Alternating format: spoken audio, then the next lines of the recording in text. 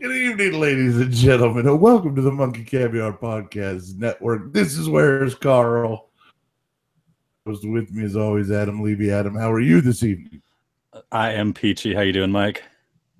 Yeah, technical problems aside, it's fine. It wouldn't be an episode without some technical difficulties. Some technical difficulties mire us at every turn. That's the one thing you can always count on with this show is something going wrong. We can always guarantee you something will go wrong now. 100%. That's our guarantee to you. We're nothing if not consistent. We are consistent, for sure. This week's Walking Dead recap, we're going to look at this week's Walking Dead episode. Interesting. So some big action scenes. There was a lot of talking. Eugene. There was a lot of Eugene. I have some questions about a few things. In the beginning, though, I like to call him Sauna Rick now. Wrapped in a box, and it's the Rick in a box. Jadis opens up the box because she wants a photo shoot. It's arts and crafts time at the in the Black Parade. So she's like pose, snap, turn, cover girl, snap. Work it. Director, he's got no walk on the catwalk whatsoever. No. Tyra Banks would have kicked him off in America's Next Top Model for that. Seen enough America's Next Top Model to know he's doing very well in the final phase when he was facing the judges. No, he would. No, he wasn't smizing with his eyes or whatever. You know, he was ignoring all of Tyra's tips and techniques. He did not even hit the pose when he turned. No. Thrown a little back shoulder, little cover girl. Like I'd have been all over it. But, a little bit of attitude, a little bit of fierceness. You know, he would have won the day. Nothing. And Jadis with those bangs again. Still, she's a supermodel herself. So, and I'm pretty sure the guy sitting next to her was just doing like Rick caricatures. All right, so I was going to ask you: is the sketch or sculpture that she's working on? She brings that up later. Just doing a caricature of like a couple of zombies while he's got like a kazoo and he's riding a unicycle and not. It was probably like Rick lying on the ground with Jadis like standing on his chest, one foot on him doing the Captain Morgan pose, just something like some kind of triumphant, scavenger, victory pose. Maybe she's doing a full squat and she's doing an R. Kelly P dance right on his face. Putin's got the tape of it and he's going to release it if Rick ever gets out of the cage. Yeah. I mean, they love their arts and crafts over there in the junkyard. I mean, like I said, last episode we saw her, working on some sculpture. She's telling Rick that she's taking pictures not for to show Negan or anything because she wants to sculpt him after they kill him. Yeah, well, no, it's time for after. I get what she was doing with the pictures. Understood. She's going to take some before shots. Those were the befores. Yeah. She's going to feed him to a walker and then take some afters. Yeah. But she needed some source material to work on for her Rick sculpture that was going to come later. I was just baffled by the guy drawing the caricature. I really was. And I love when she's like, close the door. And he's like, no, wait, I'm not done yet. She's like, no, leave it open. Let him finish drawing. All right, hold on. Yeah, let him finish. So he's got to finish the unicycle or whatever he was putting them on. That was great. Yeah. For him. I wish they would auction off that caricature. All now. Yeah, that'd have been make prints. I mean, they could have made a fortune off that if somebody was actually doing like Rick caricatures. I love it, and that was their whole cold open this week. Yeah, everybody. They didn't waste any time getting into that. It's like, what? Open the door, snap some pictures, draw a photo, draw a picture, and close the door. Boom, into the show. Can I just say that Rick's laundry is on point though? Those boxers were pretty clean. Yeah, I mean, post-apocalyptic boxers, you expect, laundry's probably low on the list of priorities, but, if you've got communities like Alexandria and the hilltop of that, there's people there doing laundry. So, I mean, yeah, you give him credit for. He's trapped in a box. Yeah. Where's he shitting? Well, it's a pretty big box. Fine, but is there wiping material? Do we know? We didn't see his ass though, so we don't know if there's brown streaks in the backside. She made him turn. I wouldn't think if there was, a Johnny Skidmark show that she'd be all, taking photos like Hefner. You never know. Maybe we don't know what she's into. I mean, they live in a trash pile, for God's sakes. Maybe she's into that kind of stuff. We know for a fact that they are into My Chemical Romance. That we know for a fact. Nothing wrong with that. No, there are a few other things that are questionable, but their taste in music is spot on. Yeah, I'll give them that. So then it goes to Eugene and our first look at Eugene for the day. And we're going to spend a lot of time with Eugene in this episode. And by the end of it, we're not going to feel good about it. No, I mean, we haven't felt good about Eugene in a while, though. I mean, really, ever since he went with Negan, as soon as the first time he said, I am Negan, wholeheartedly, I'm 100% Negan. I mean, you kind of started to, we had our doubts. Was he playing along? Because, he talked about it in this episode, and we'll get to that later, I'm sure. But the whole, I'm a survivor. I do what I need to do to survive. And that's what we got from the first time, is that he was just doing what he needed to do to survive. But right, throughout the course of this episode, you really start to question that now. Yeah, I think I lost Eugene when he showed up to save him, and he was like, "Nope, I'm staying." Yeah, that's the end of Eugene as far as I know him. Yeah. In this episode, he goes so far that you're just want him to die more than Negan. Yeah, sometimes, yeah. I mean, I get where he's coming from. He's like I said, he's drank the Kool-Aid. He's bought into the whole idea of the saviors. He thinks that they're going to save people. And he's going to have a part in this. He's working the bridge, trying to get clear in Scientology terms, is what you're telling me. Yeah, definitely. There, Eugene. I like that he starts his day with the chart. Oh, don't know. Unaware of holy. Yeah. I mean, you figured that third column would probably be empty regardless, because if he's unaware of them, he's going to know to put him down. That column, right? It's like, what am I getting for Christmas? I don't know. Yeah. Well, I don't know. Yeah. When is the zombie cure going to happen? So yeah, a barber. He does not know a barber. Be a bitch. I wrote that down.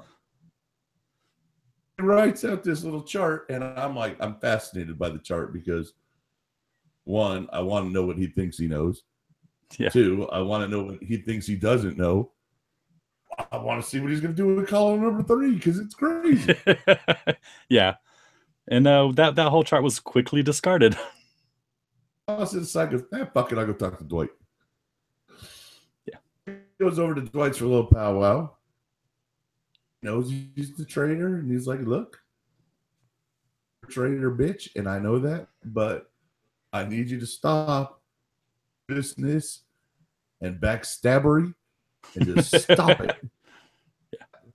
And I don't want no one else to die. And Dwight's like, this is over. The saviors are over. Negan's over. You got to move on, buddy. And Eugene's about as threatening as a kitten. I wouldn't feel too afraid of Eugene coming on and like, dude, I know what's going on. You better stop this shit now. Next to Josh, he's not a small guy. No, I'm sure. And Austin Emilio, the guy that plays Dwight. Yeah. In all actuality, that scene should have gone the other way. Dwight was sitting there cowering in front of the guy who knows his secret. How that played out.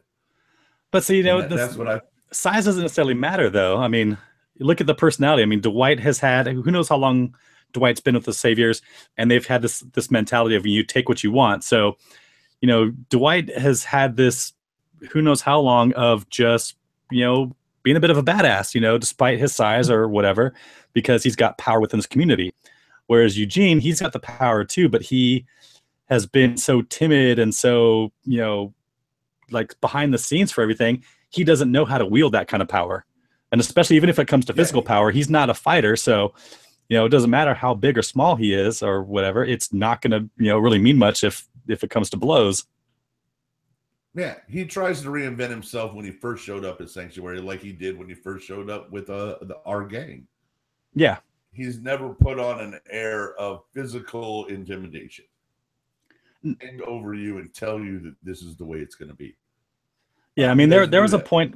There was a point where he wanted to try to become tougher, learn how to kill zombies, so that he could kind of hold his own, or at least pull his own weight within the community.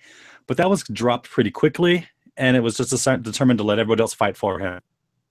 I think it was part of his anything to survive, anybody but me kind of thing. Yeah, I mean, I have a little bit of skills. I can defend myself a little bit. That's really where he's at, is just a little bit of skill. Oh. Yeah, I mean, even still, Eugene's never going to be a frontline fighter. He's never going to be one of the first out of the gate to tackle a group of zombies. He's the kind of guy that he'll pick off a straggler while the rest of the people are fighting. I think that's about the extent of what Eugene would do if he was in that kind of situation. Let's say that the Sanctuary falls, and as it appears to that's going in this episode, Eugene ends up with a group of stragglers like 6-7 strong, and he's the leader. He's the one everyone's looking at, and Eugene has to become Rick Grimes. Well, I mean, Eugene can play the part. I mean, Eugene can talk a good game. We've seen him with other people where he kind of projects that air of authority around him, because he knows things that they don't know. So he kind of has that a little bit of superiority, at least intellectually. He just bullshits a lot. True, but it's look at Ezekiel, fake it till you make it. And that's exactly what Eugene's doing there. In this world, fake it till you make it is a valid strategy. Yeah. It works out for him. Yeah. I mean, if someone were to question him physically as far as an ability to lead a group, yeah, you'd see him, cave. But, intellectually, there aren't very many people that could stand up to him, And I like in this little bit that Dwight tells him, he's like, all you have to do to be on the side that wins is nothing. Just chill. You must chill. Yeah. Just sit back and let it happen. I want to be safe, but I am Negan, and we are saviors. Yeah. All your cloak and dagger, it's on QT for now. Or secret. Do you believe at that moment that Dwight believes he will keep his secret? I don't think Dwight has a reason not to, but I think Eugene has to realize that Dwight's not going to stop either. So they're later in this episode, when he's about to tell Negan about Dwight room, do you think at that point Dwight may have what is it, shit in pants? Do you believe he may be in Poopy Pants City is what I'm asking you? Well, if Eugene was to say to Negan while Dwight was in the room, Eugene would have been the first to fall, followed by Dwight. Or you to kill Josh, Eugene first. I think so. Well, I think Dwight would have killed Eugene, and then the rest of them would have killed Dwight. All right, that's fair. That would have been a way to go. So after that, the saviors are reinforcing the doors, and Eugene gets called into Gabriel's room by Dr. Carson. Dr. Carson 2.0. Your buddy 2.0. It's the same actor, right? Probably. Whatever. Anyways, he calls him in there. He's like, look, your friend's not doing good, sitting here with him. I don't want to do that. He's like, he's not my friend. He was a traveling companion. Well, that's not where he called him traveling companion. That was later. But he says they weren't friends. They were just, they were in the same group. Yeah. Yeah. So the doctor goes out to look for whatever, just to leave him alone, basically. It's an interesting conversation with Gabriel and Eugene, because Eugene's like, may not be right for everyone. Yeah, alive, it's right for me. and that's a universal truth. I mean, we see that every day, in the world we live in now. So I mean, so that's a very accurate statement. But I mean, Eugene, is doing everything he can to distance himself from his former group. You know, and even in his interaction with Father Gabriel here, you can see that he is, he doesn't want to have that association hanging over his head anymore. He thinks it might be counterproductive to his time in sanctuary. Let me put it. Let's see if we can work it this way. Group are Republican conservatives, are liberal Democrats. Eugene is like a moderate conservative. Like he's been with them for the most part, but now their leader's gone insane. He's absolutely not the bar. So now the moderates are shifting over to the other side, which is where we see towards Negan. Is this making any sense? Yeah, it is. That's it. Yeah, I follow you. Okay. I say if we'd flipped the story, and if we'd have watched from 8 seasons from the Savior's point of view, and all of them, so of course. we would be loving Eugene that he is now fully ours, and we took him from the group. Matter, and that's what they're talking about. Is it's a matter of perspective. Yeah, so it's all what side you're looking at. Yeah, I mean, and yeah, Eugene even goes so far as to refer to Gabriel and them as traitors. That's fake news. Yeah, it's fake news. It's and I fake news. Fake news is a powerful thing, man, and we're learning that every day now. Yes, we are. It's a very powerful thing when you just have a small group of influential people who just keep telling you what is, whether it's really truth or not. Or that's how bad shit. That's how bad shit starts, man. It's whether there's handwritten notes in the margins or not. Yeah.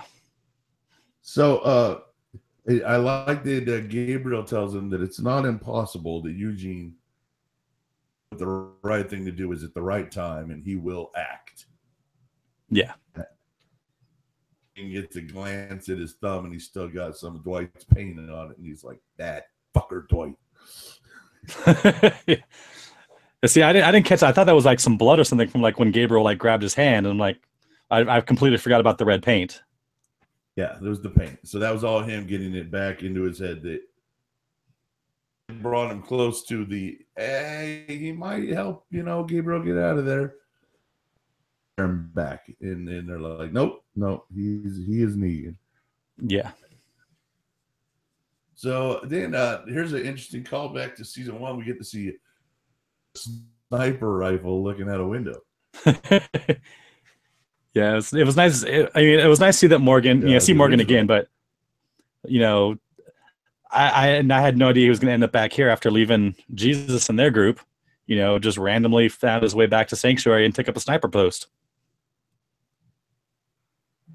This is exactly how he's going to end up on Fear of the Walking Dead. He's just going to show up, and we're just going to be like, that's Morgan. He just fucking shows up. Yep. They're just setting you up for him. Right. He's Kane from Kung Fu, man. He just wanders the earth. He's that one guy that nobody really likes that always shows up at the parties. Like, he's at every party. But he's there. There he is, standing in the corner. Like, yeah. What up? Yeah. Morgan. It's Morgan. Michonne, Rosita, and Tara all show up in the truck, and Morgan's like, all right, well, we'll get to it. And it seems that they're going to go on with this plan, even though there's some reluctance. Yeah, I mean, Rosita's the first one to really realize that, hey, why don't we just stick to the plan? Rick's got a plan. I don't want to be part of this. Let's just stick to the plan. And they're like, well, then why don't you just get the hell out of here? Again, I cannot hear stick to the plan without thinking of Keith Nail from Survivor. But yeah. But yeah, they need to stick to the plan, and they don't. Before we get into Rosita here, to Tanya and her radio. So if your home is surrounded by, like, I don't know, a couple hundred walkers, shit seems to be going sideways. What you should really focus on is your portable radio. Of course. I mean, if the end is near, man, you at least want to go out in some kind of creature comfort. You're gonna want the radio so you can blast the only Huey Lewis sports cassette that you have left. You just want to listen to, I Want a New Drug. Don't we all? I get that. Don't we all? Don't we all? Yeah. So he tells her, you might not notice this, but we are trapped here. And she's like, you may not notice this, but I've been trapped here for a long fucking time. Yeah.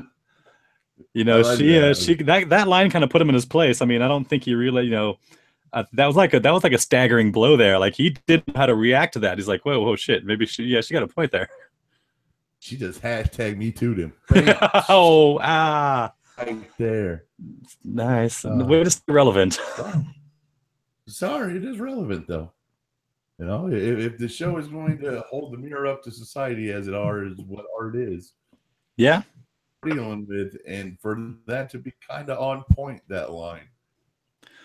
Something about the writers, because that happened, they wrote that months ago. So what happens when Negan's wives, claim sexual assault against Negan? Obviously the lawyers will come. Oh wait, no, that is something you got to think about in the apocalypse. Well, where does the harassment line fall?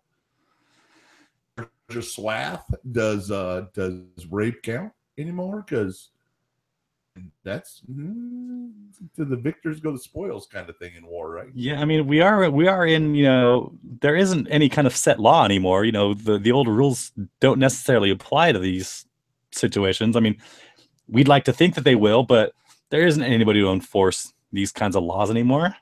It's a tribal, we've gone back to like tribal societies.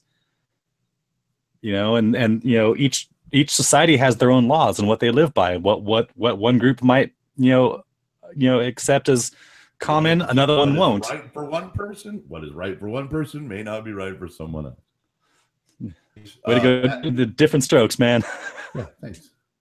Adam and I, of course, both love women and respect them, and we don't want anything bad to happen to them. Damn right. In a post-apocalyptic world, everybody can keep it in their pants. Oh, that's not true.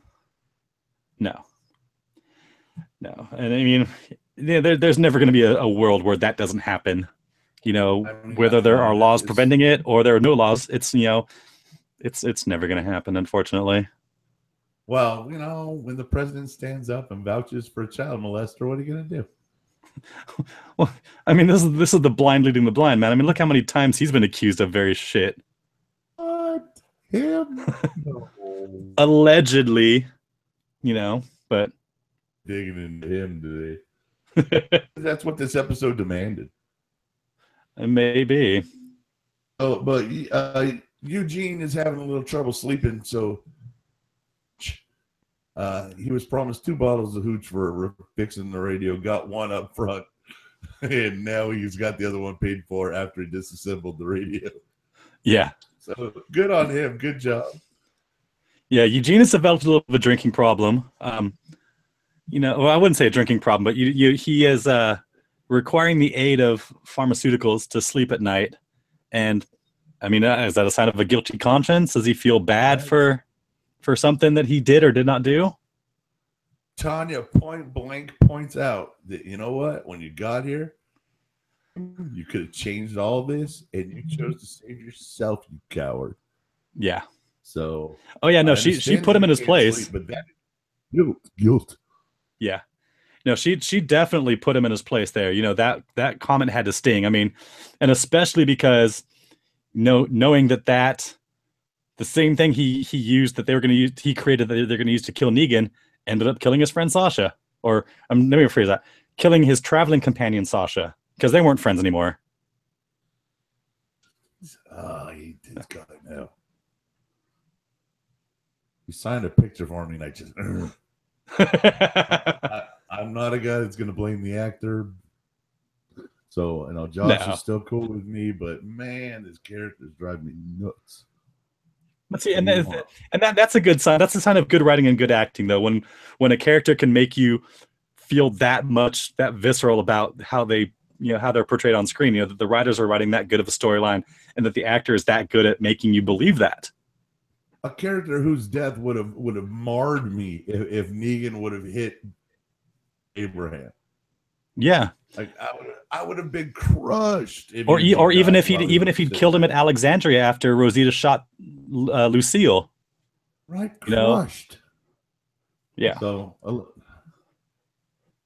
it is a testament to the writers. It is a testament to the actors. It is a testament to everybody involved. That character has moved from so much love into just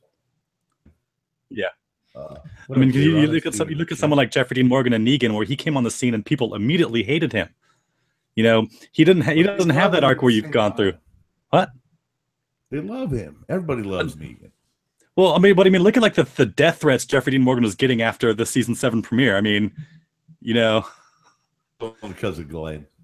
Yeah, but I mean, no, I mean, I love him too. But like he's a character that he's a bad guy. He was brought in as a bad guy, and you don't want to like this guy. You like the way he plays the character. You hate the character themselves. So, but like where Eugene has come from, like we like Eugene. We've liked him from the beginning, and to see him completely flip on this and go to this other side now and completely buy into what they're selling. Now you kind of want to hate Eugene, and it's when you've loved a character for a number of years to see them go to the dark side. It's like a betrayal. And those things hurt worse than just like, oh, something bad happened there. Unless it was Hayden Christensen, he could go to the dark side anytime. What they need to bring on here in season 9 is little Hayden Christensen. That'd pep this cast right up. I'd be okay with that. I like Hayden. What? Oh, not in those movies and some other stuff he's done where he was actually allowed to act with a real script. And I was going to ask a question, and now I forgot all about what my question was. I interrupted you with Hayden Christensen now, and you couldn't think. Marijuana affects memory, but it helps so many other things. It does. It's not helping me deal with my fantasy loss. All right, so here's Rosita is she's not going to have anything to do with Daryl's plan. She's like, no, this is a bad plan. I'm not doing this. And I dig that Daryl and Tara are like, what the fuck, man? He's like, no, me and Michonne, we came out here for a whole different thing. And then she says the line, I believe in Rick Grimes. Yeah. Ugh. Did you hear anybody say I believe in Eugene Porter? No, well, after the end of the episode, I could definitely hear some people saying that in Sanctuary. That's possible. Yeah. What's this? Tara isn't making. Oh yeah. So Tara brings up how she knew about the guns at Oceanside and she didn't say shit about it. I knew about it the whole time, and I was going to be fine, but I'm a Scientologist, so I didn't say anything. And what difference would have having those guns a little earlier made at this in the story? Fucking none. No, because they because the groups are still outnumbered at that point. The 3 groups hadn't joined forces yet, so it would have just been Alexandria with a bunch of guns against the Saviors, who would have gotten their asses kicked. So and it appears that they may get their ass kicked now. We don't know. They may. I mean, there is going to be some ass kicking coming. Rick and his group have been doing really well so far, and you can't expect that to continue forever. It's been ass kicked for a good portion of 8 episodes. So yeah. So you got to expect that they're going to get their ass kicked a couple times in the course of this battle. They did lose a few up in, and when they were trying to get the guns, and Ezekiel and Carol lost a bunch of people. Yeah, and Ezekiel lost a bunch of people. Shiva. So But ultimately, hang on real quick. Let me get this. I heard, because I'll forget. I heard that when Jadis was doing naked arts and crafts in Shiva. how would she have known? I mean, she saw Shiva once briefly when they invaded Alexandria, when the Savior showed up and she turned on Rick. I can only assume that before the zombie apocalypse happened, she may have known what a tiger was. Maybe. I mean, she wasn't like, no, these spots were here and here, not here. No, she was just building a tiger, apparently. Fair enough. I just thought it was interesting. Yeah. About that. Like I said, she probably did see him at Alexandria, but it would have been a brief glimpse as they were getting the fuck out of Dodge. Because all I can say is if I saw a tiger on the opposing force like mauling people, I'd run like fuck, just like get the hell out of there. What if that's the big surprise next week? What if Heath shows up with a bunch of the Oceanside people? Maybe. I mean, what are they going to do? Rick took all their fucking guns. No, they just walk up like, hey. And we're like, oh, we're all going to talk about this tomorrow. Yeah. I don't know. See, that's a big thing they put on themselves, but we'll get there. The end until the end. Negan has a little chin wag with Eugene. Fucker problem. And the sanctuary is about organizing strength, and you, sir, you got a big, strong brain. Your big, strong brain. This is that he offers him his hand, and Eugene goes to kiss it. Eugene goes to kiss a Godfather style, and Negan's like, "Man, I just wanted a handshake." Like, that's all. Well, I mean, to be fair, the way Negan offered him his hand, it looked like and was presented. I agreed with the correct thing to do for Eugene was to kiss the ring. You're right. Yeah, because he did not go in for a normal handshake. I mean, he went in, hand down, like Yeah, hand down. I mean, now granted, Eugene was sitting at the time, so maybe it was that kind of like the superior, like hey, here's the handshake. But yeah, I mean, coming from Eugene's perspective, Eugene is used to being, that submissive kind of personality, thinking, okay, this guy wants me to kiss his ring. Next time I see him at a Comic-Con, I'm going to get a picture of him kissing my ring. Love awesome. That one. I got a plan. It's a good plan. Now there's work to be done, so leave me the fuck alone. Yeah, let me get to it. He goes and like an Ocean's 11 montage.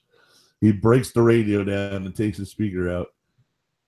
And about 3 minutes walking around in the basement near Sasha's coffin before grabbing his iPod. Yeah. Wouldn't you have gotten your iPod much sooner? Yeah, well, I mean, it was in a coffin with a dead person. The dead person wasn't there anymore, but maybe it had like zombie cooties on it. Maybe he thought he was going to get poison or something. I don't know, but I'd have certainly gone and got my iPod sooner. Well, he didn't have to. He didn't have to worry about it. He had Yar's Revenge. Well, yeah, Yar's Revenge. Plus, he had Tanya's radio. So. Well, it wasn't working, so like he had a lot of musical options with that thing. A new drug.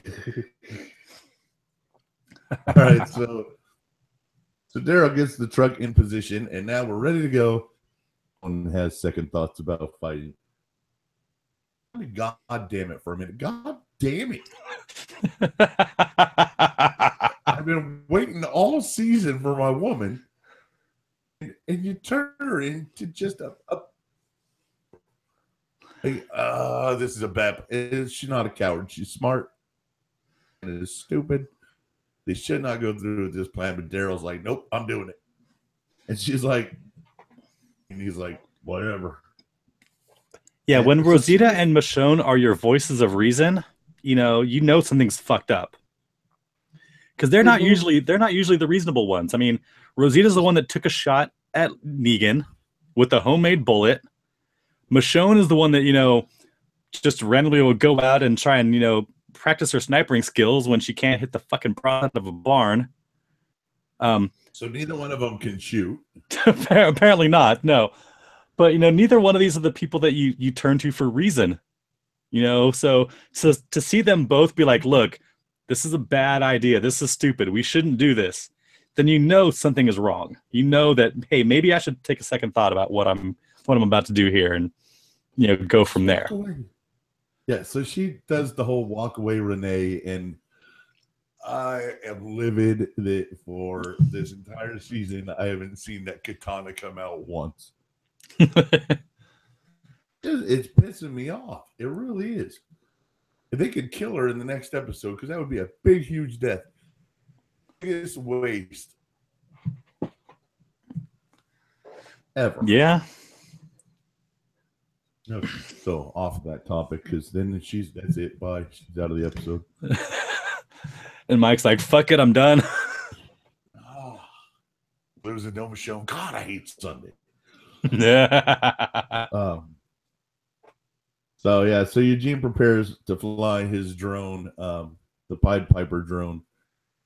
It's a beautiful plan. He's all the walkers will follow the radio, and they'll just leave Sanctuary, and then they can leave.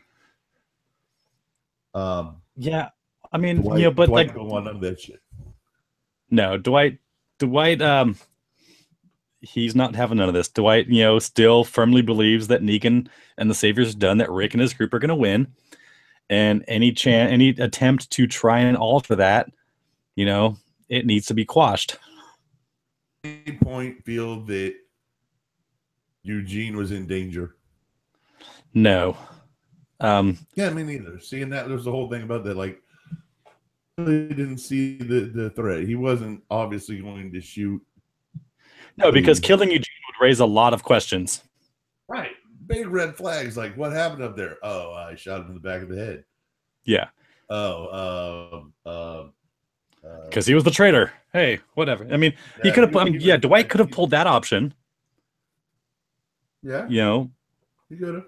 But you better have some proof, because if you just go back and go, oh, he's a traitor, he told me. And Negan might go, maybe you're the traitor. Negan might go, get the iron. Yeah, get the iron. We'll do the other side of your face and make a match. Yeah. You got a Freddy Krueger cosplay that will kill. Yeah, just get on the stripy sweater and a hat, and you're good to go. Halfway there. All right.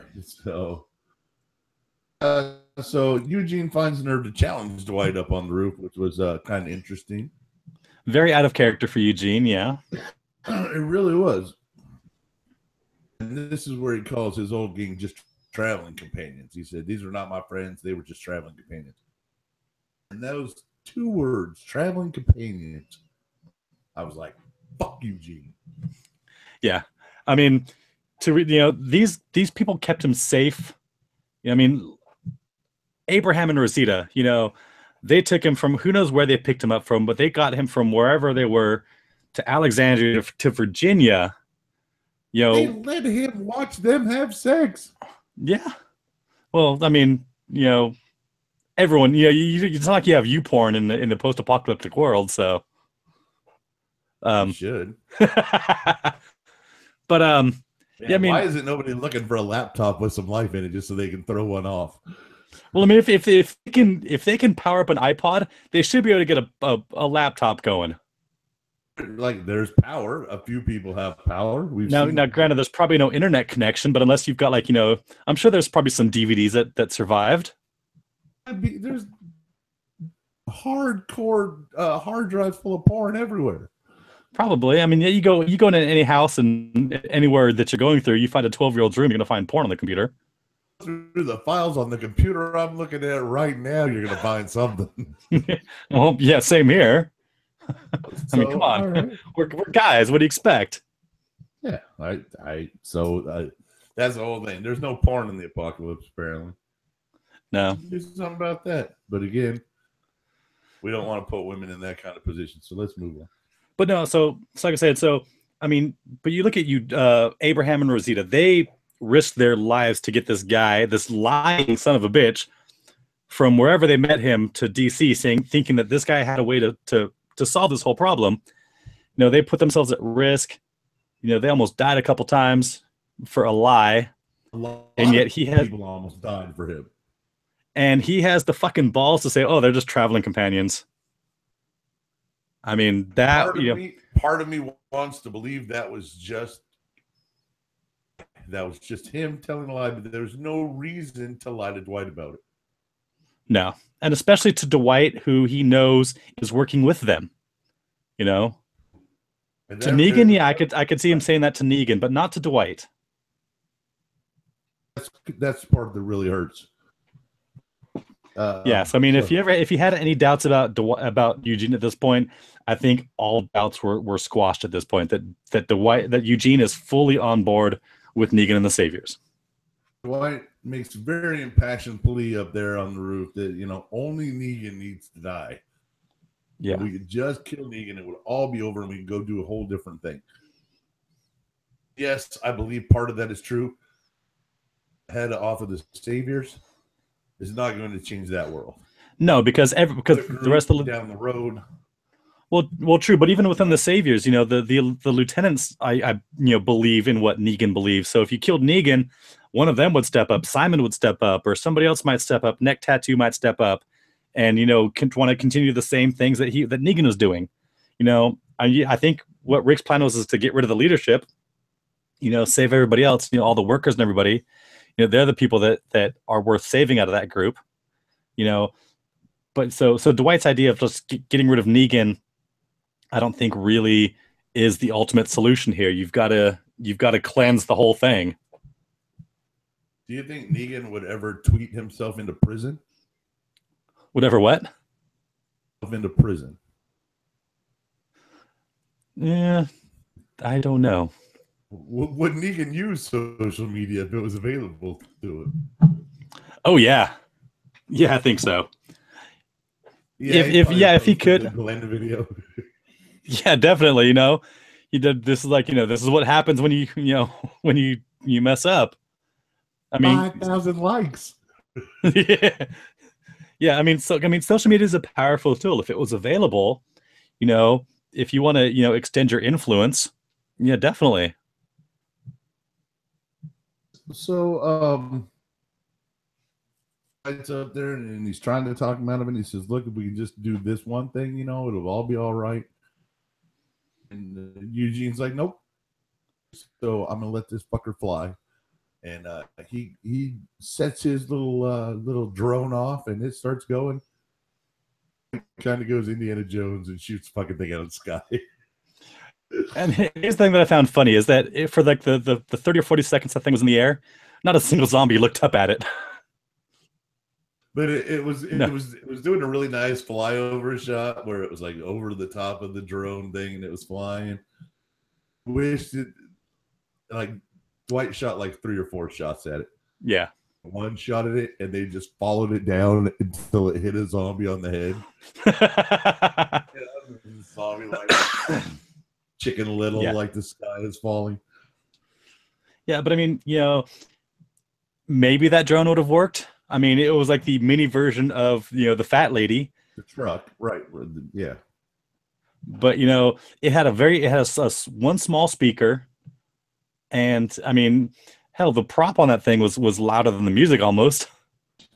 So it was like an old Cox airplane. Did you ever know those when you were a kid? Yeah. It was just like that. I mean, that's all it was. Yeah. I mean, but, yeah, it was a cool enough thing. I mean, the idea was sound, make a distraction, lure them away. Although, in order to lure that many away, it would have taken a little bit more volume than that little speaker could have produced.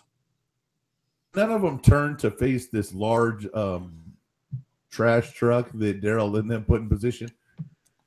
It's just by putting it in position, it would have made enough noise to draw at least, a couple. Like, let her take the katana out and take out 3 walkers. Yeah, but finally she did something. But I mean, they figured they stopped the truck, a ways away from the front door sanctuary, and the noise that the zombies are making, when there's hundreds of them out there groaning like that, that's a pretty, decent din that can drown out a lot of noises. So maybe that's why they didn't hear the truck. All right, that's fair. I'll buy that. And the other question is with this zombies. And the other question with this drone, like, what kind of range does this thing have? Did it have enough range to lure hundreds of zombies away from Sanctuary before, he couldn't control it anymore and it just fell to the ground. Powerful was that silver dollar size speaker that he got out of the radio 5 feet over their head. Exactly. I mean, like I said, sound idea, not very well executed. There's some amplification problems. Well, I mean, I guess you could say it was executed pretty well because Dwight took it out, but yeah, well, it was executed correctly with a gun. Eugene goes full pissed and goes in and tells Gabriel, like, hey, sick dude, I'm going to get right in your face because you're sick and can't do shit about it. Oh, Negan now. That's it. I'm over it. He is full on. Staying safe means staying alive. There in case he needs the doctor. And Gabriel's just sitting there like, I didn't say shit. Well, I mean, this kind of thing, like, it's, in like a management structure, when like the top boss bitches out, the guy underneath him, he can't bitch to the boss, so he goes down and bitches to the guy below him, and so on and so forth until like, the factory worker gets shit on because the top guy had a bad day. He didn't get laid the night before, and so shit rolls downhill. So, Gabriel was just the next in line because, Eugene knew he couldn't do anything to him. I think Gabriel was just the retaining wall. Pretty much, yeah. The shit rolled downhill, stopped right on his chest. Yeah, because Eugene, because Gabriel couldn't take it anywhere, and Eugene. I think Eugene realized that Gabriel was probably the only person he could give shit to. And I think they needed to get that out of Eugene, that we the audience needed to see him so infuriated, so enraged that he was just like, I'm done with that fucking side totally. Yeah. That's where he puts it. And the Negan, if you get me to the bullet machines, I will fill your guns. And I'll well, no, not yet. He says that after. Well, he says that he can make bullets, but this is he really reinforced that point after he comes up with the idea. Once the zombies start getting in. No, he's. I think he tells you Negan that he has a. I skipped over the whole mayhem of the whole thing. Yeah. Yeah. All right. Let's go back a little bit. So he shoots it out of the air. The truck crashes through the gate. Oh, the truck crashed through the gate. The truck and it crashed through the gate. The fact that 2x2. The fact that Daryl could drive that loud truck in, jump out at the last minute without a single walker noticing him, pretty impressive. Daryl is impressive. He is. I mean, I thought he was going to get his vest back, but that was not to be. Not yet. So the saviors are all shooting away and the walkers are all biting away, and everybody's going crazy, watching from up above on the catwalk, and he can even see Dwight shooting at the walkers. Like, everybody's involved. Yeah. And so what idea do you think Eugene has at this point? I think Eugene realized that the stairwell was pretty much blocked off by a bunch of dead zombies, and so they had him pretty much all pinned in on the lower level. And this is the whole idea where the bullet thing came from, is basically unload everything you've got on all these walkers on the floor from up above, and we'll be clear. Okay.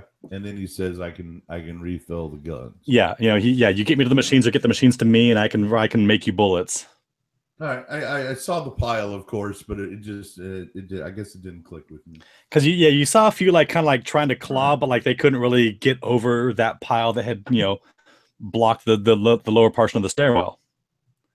And it just goes to the scene in the tunnel. If you have time, yeah, it's easy. Exactly. If you got time and a safe position to do it from, yeah, you got nothing to fear. A rock, you're good. Yeah.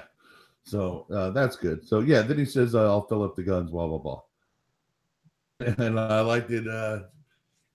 You're moving up in the organization, number 2. Yeah. Then he's like, "Oh, by the way, I've got something else you might want to know too." Right. And he's like, "I'm about to spill all the tea right here." Yeah. Dwight comes in and he's like, "What tea do you got, huh?" Well, is it oolong? Is it chamomile? Yeah, I'm gonna fix the intercom. Yeah. Negan's like, yeah, you might have led with that one because it wasn't a closer. Yeah. Yeah, I mean, I think Eugene realized that if he would have ratted Dwight out in front of, to his face, that would have been the end of him. And being the survivor that he is, he knows better. Yeah, and I don't think that was the time nor the place for him to give up that information. That's a in quiet dinner, candlelight kind of thing. Yeah, I mean, had Dwight not busted in, I'm pretty sure Eugene would have spilled the beans on that right there. Yeah, I agree. So then Eugene goes back to his room, downs some booze, pukes in the sink. Coward. He's a coward. Well, that and the sound of machine gun fire, from downstairs is just, probably annoying the crap out of him. Whatever. So he's a little skittish in the belly, and but even his stomach is cowardly. Yeah, his stomach. He's like, get the shit out of here. All right, and so this takes us back to Jadis's Victoria's Secret night in the trash heap. Rick is led out of the container into the center of the trash heap. Do we have a name for the arena in the middle of the trash heap? I wish we did. Blunderdome? The Plunderdome. No. Hashtag Plunderdome.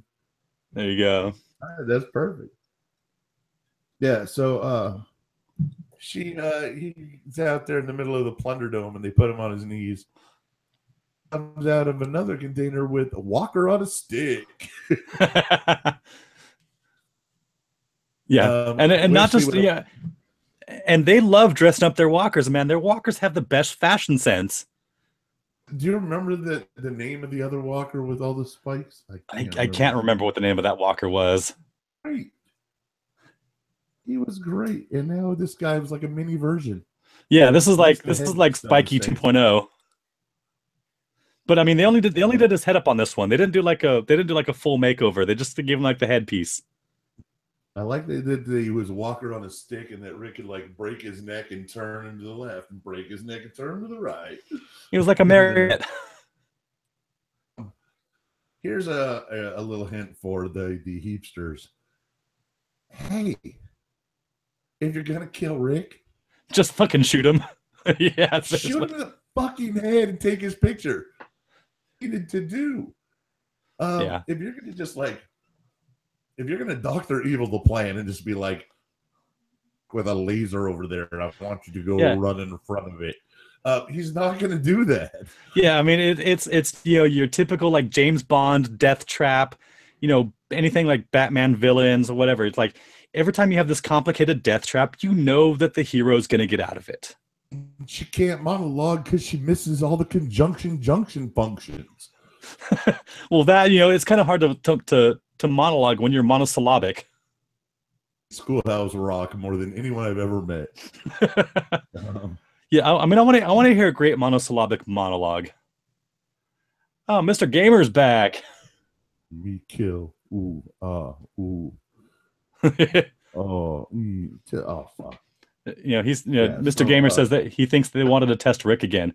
No, I don't know if they necessarily wanted to test Rick. I think they just wanted to kill him. I think Jadis had an ass full of him. I think they wanted him. I think they wanted him bit. That's what Time for After was. After would have been the picture with him infected. Yeah, I think that's what she was going for.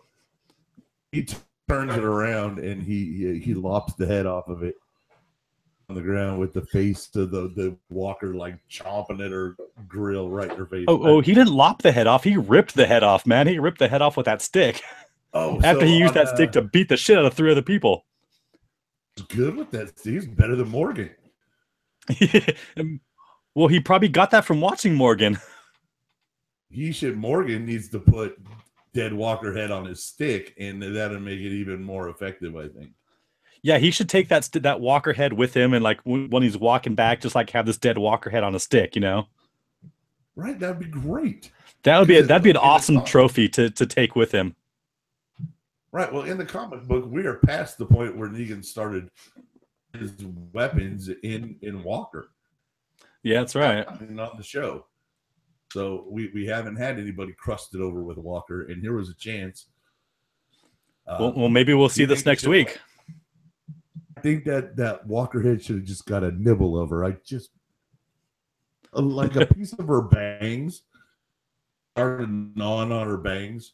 Because I mean that's her hairstyle. Well, it looks like she already had her bangs gnawed on by a walker. Maybe that's their version of supercuts. Do you need a haircut in the apocalypse? Ask for Jesus. Come to Plunderdome. There you go. Plunderdome and a bowl cut. So she's got Jadis on the ground, and he's threatening to feed her to a walkerhead, which I think is the best use of a walkerhead yet so far. Pretty much, yeah. Makes another deal with this bitch. So this guy's never gonna fucking learn, will he? Here, he's just. What does it say? It says Rick makes another deal, proving he's not just an idiot. An idiot. I was just thinking. You know, what would be like a great like weapon in the post-apocalyptic world, like if you're like trying to siege a place, fucking walkerheads. You like catapult walkerheads into a group of people. Oh, that is awesome. That'd be fantastic, wouldn't it? Like build some trebuchets and just like launch walkerheads over the walls.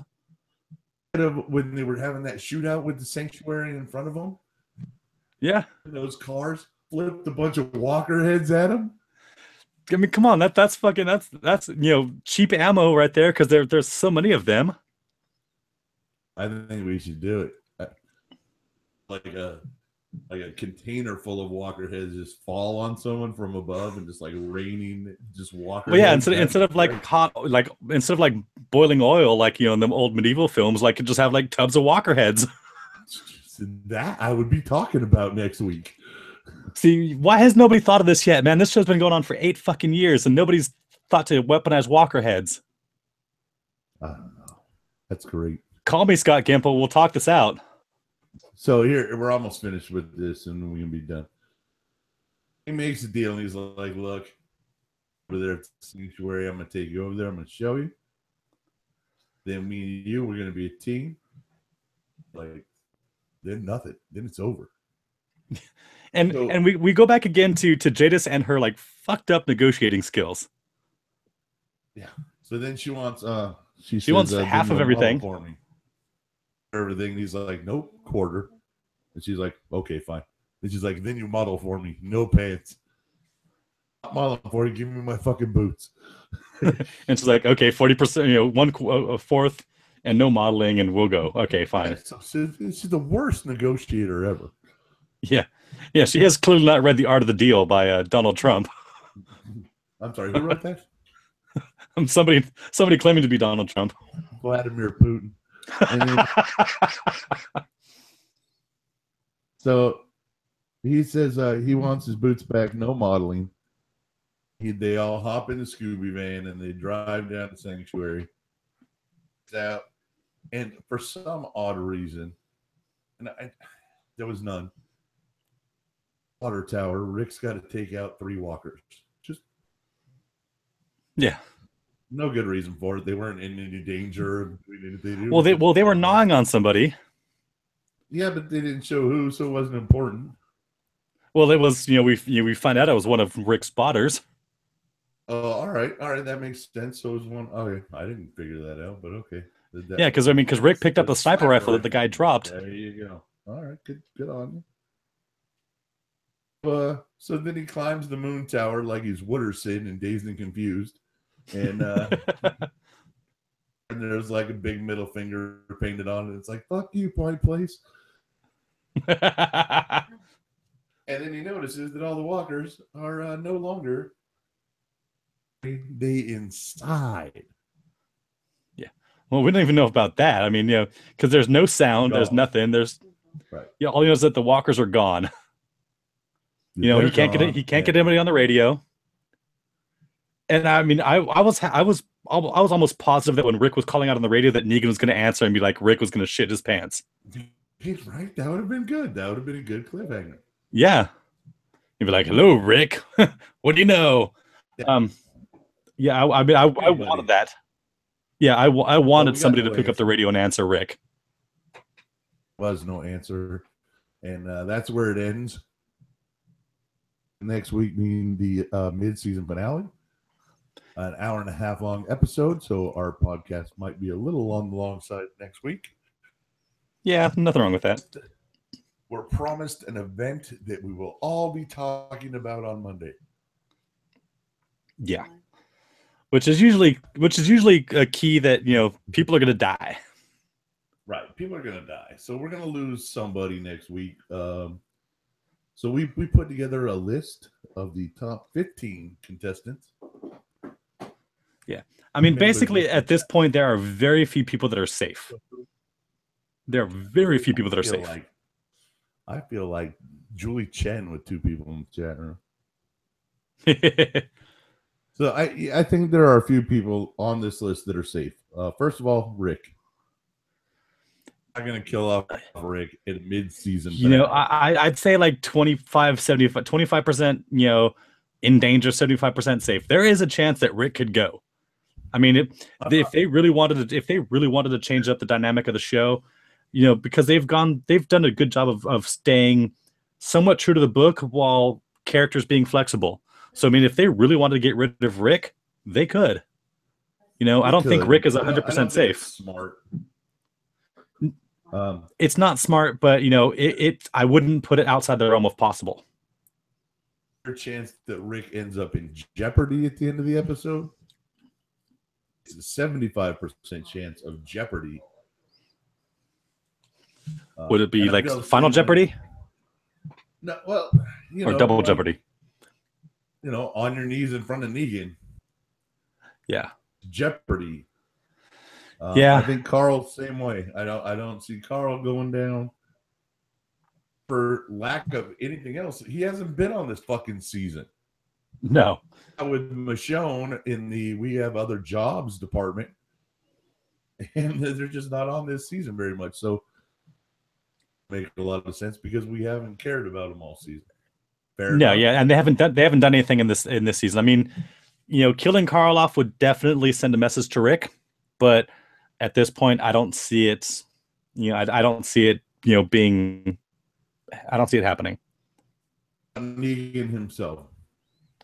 I'd say 0%. 0%. I agree. I say 100% Negan makes it through the episode. What? Simon. I don't see Simon going at this point. Again, I don't think Simon's a big enough death that it's going to be like, but based on the way they talked about how everyone's going to be talking about this, I don't, people like Simon, but I don't think it's a big enough death that people are going to be like, oh shit, they killed Simon. I think it's got to be somebody from Rick and that group, Rick's group. Okay. I have 9 people. Well, I have Dwight, but Dwight is safe. Yeah, probably. All right, and we get to the people that the only other person I'd say I know for sure is safe is probably Maggie. Yeah, well, she's not on our list. Yeah. So that's fair. Even though killing Daryl would be what to talk about. But again, I think people would travel to Georgia and burn that state down if they killed off Daryl. That would be riots. Oh yeah. Kill Daryl. Definitely. All right. How about Carol? That's her comic book life. She is. And depending on what's going on. Last we saw her and little Ben or whatever his name was were heading out to go meet up with Rick. So it's entirely possible that she's going to end up in the same place where something bad could befall on her. So that's possible. That kid is dead. Probably. Yeah, kid's probably a safe bet. Red shirt kid with Carol is dead. Yeah. I'd put that one on a 75% or better. Yeah, I'll give you that one. All right, final 7, and these are all very possible. Aaron could go. Does Aaron have anything left to offer us now that he's lost his man and he's given Gracie up? Not really. I mean, you know, once the battle's over, yeah, Aaron is still a great recruiter, but they're far away from being to the point where they're going to be recruiting people. So, what does Aaron really bring to the table right now? Yeah, I don't think he brings much, and I think he's. I'm gonna put a star next to him. I'd say it's probably even money on Aaron at this point. I'd say even money on Gabriel. Yeah, well, I mean, he's sick. Yeah, and we don't know what's wrong with him. Whether was he bitten, infected, what? I mean, and again, he's also outlived his time in the comic books too. Correct. So it's entirely possible he can go. Ezekiel. I don't think we're going to lose Ezekiel yet. No, I think Ezekiel is going to, he's going to rally from his losses and he's going to get back in the game. That keeps Cobbler time Jerry safe. They better fucking keep Jerry safe. Live to make another Cobbler. That's all I'm saying. I think we'll live to see Jerry C use that axe again. Yeah, I don't think we have seen the last Jerry Cobbler. I think he's going to put his new axe through something, through Michonne, because she never takes her katana out. All right, last three, and then we get out of here. These are all three big ones, possibly big ones. Tara could go. Rosita could definitely go. And then Gregory.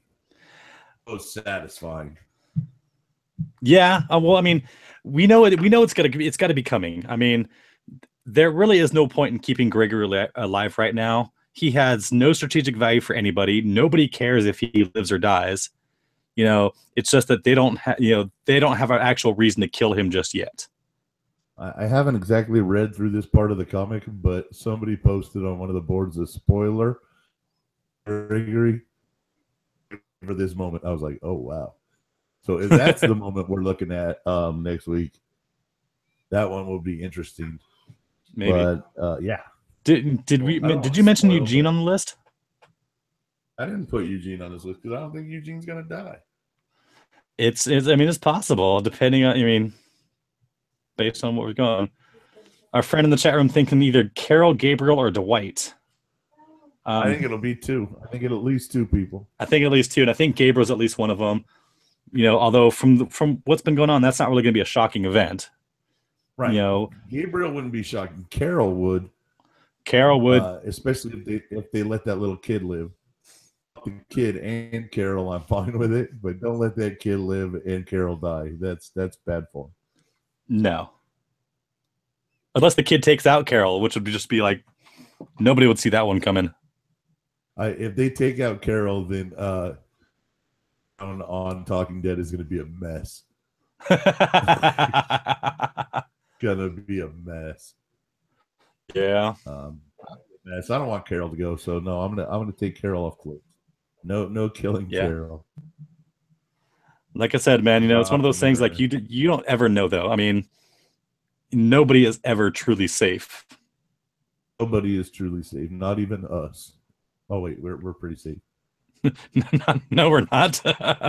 Well, we always have a technical problem, but other than that, that's gonna do it tonight. It's getting late, so thank you all for coming out and listening. We see a bunch of you in the chat room. That's very cool. Until next week, love, many, trust for you, and do harm no one. We'll talk to you after the finale. All right. What?